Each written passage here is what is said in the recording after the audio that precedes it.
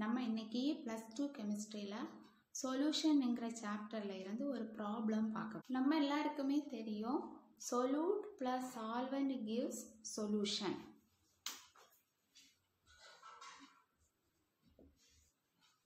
Solute plus solvent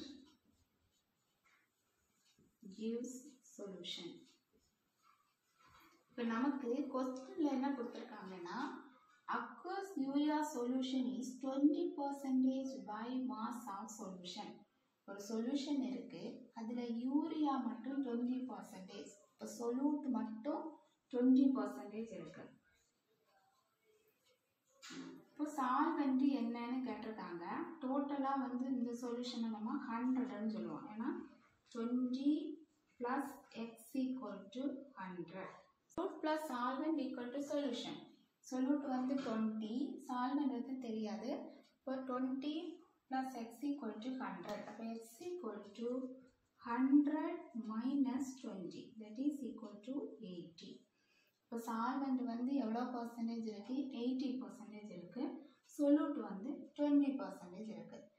என்ன கேட்டிருக்காங்க? percentage by mass of solvent. solvent ஓட percentage எவ்வளவு அப்படின்னு கேட்டாங்க. So therefore percentage by mass of solvent equal to solute percentage dividing by solvent percentage into 100. That is equal to this 0 cancel. 1 by 4. Then this 4.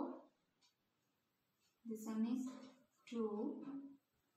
25. That is 25%.